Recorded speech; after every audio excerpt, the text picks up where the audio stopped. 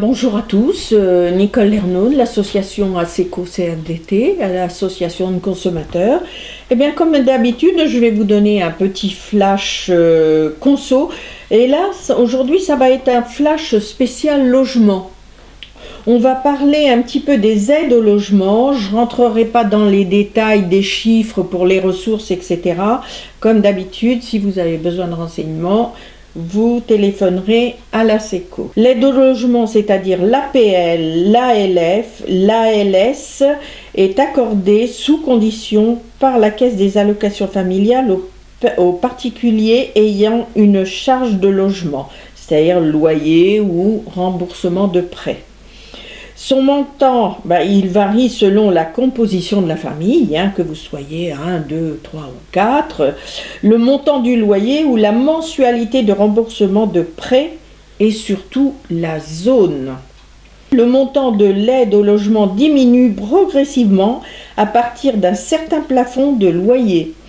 L'aide est supprimée au-delà d'un second plafond.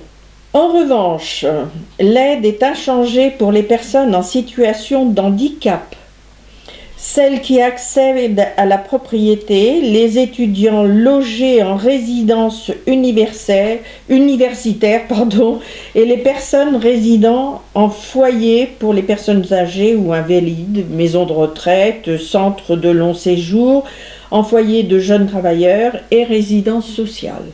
On va continuer en parlant de l'état des lieux. Comment établir un état des lieux? Alors je dis toujours, faites très attention lorsque vous allez prendre possession d'un logement. Il faut tout regarder et tout noter. Mettre des réserves, parce que si vous prenez un logement en période d'été, si c'est un chauffage collectif, il n'y a pas de souci, mais si c'est un chauffage individuel, par exemple au gaz ou à l'électricité, mettre des réserves sur le bon fonctionnement des radiateurs. C'est impératif.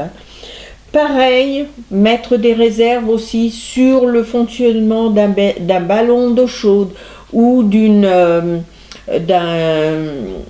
d'un chauffe-eau mural. Il y en a de moins en moins, mais il y en a encore. Donc ça, il faut faire très très attention à tout ce qui est vétusté dans le logement, c'est-à-dire les revêtements de sol, les murs, les plafonds, les équipements et les éléments du logement. Bon, et si vous n'êtes pas toujours d'accord, vous prenez des photos. C'est facile avec les téléphones portables, maintenant on prend des photos. Veillez à faire mentionner le moindre trou dans le mur. Ça vous évitera, si vous partez, de vous entendre dire « faut reboucher le trou ». Si vous n'êtes pas d'accord, vous ne signez pas. C'est la meilleure solution pour vous défendre. Si vous avez besoin de renseignements, vous appelez l'ASECO CFDT, 7 rue Max Quentin à Auxerre, le téléphone 03 86 52 89 32. Au revoir, à bientôt.